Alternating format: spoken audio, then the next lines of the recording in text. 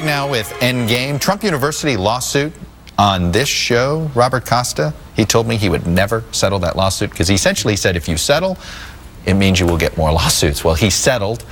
He tweeted that it is not an admission of guilt, which it technically isn't, but $25 million is not chump change on Trump University. It's an example of how Trump is trying to navigate becoming president of the United States. He knows he has to get some of these things off of his table at Trump Tower. He was going to have to testify the Monday after Thanksgiving weekend. It was scheduled. And he may not want to deal fully with the family issue and the entanglements in business, but at least when it comes to the legal entanglements, he's cutting some of them loose. I think we're losing sight of the fact here that he said he was innocent, nothing wrong. It was great university. Everything was great. He settled after he said he would never settle. He's multiple times saying when you settle, it's an admission of guilt. So he knows that he was basically accused of defrauding students, and he is giving them money for his defrauding them. I mean, it's a reality of what happened here. We can't forget this guy ran a campaign that debased our culture, that hurt a lot of people, and erased red lines we have never seen erased before. And somehow, if we forget that, if we think that was just about the campaign and it's not going to happen again, and we don't set up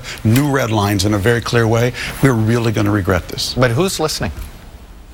I mean, you know, I have to say, who's listening? Well, I don't know about the rest of you, but anytime I say anything that's slightly, at least open-minded toward Trump, it's saying, and people are responding, oh, you're normalizing him. There they go. They're going to start. It's apocalyptic.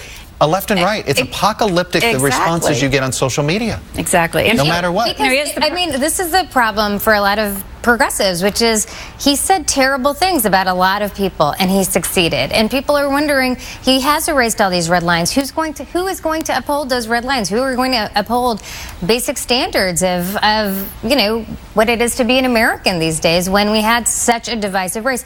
We used to believe that you couldn't pit people against each other and win, and the lesson we've gotten from that is that you can, and it can succeed. Well, we have to do it, but Republicans have to do it too. If they all just fold, they need to set the if conservatives and Republicans don't, you know, play the role that you're talking about, you know. But the fact is, the voters were willing to forgive that. Right. Yes, absolutely. Because of their feelings towards Clinton. Macomb County. You got to talk to these voters. You have to, at the same time, be as vigorous as possible in investigating and reporting this administration, but still understand what these voters are talking about. I agree. Well, that was the goal of this show. You guys were great. Thank you very much.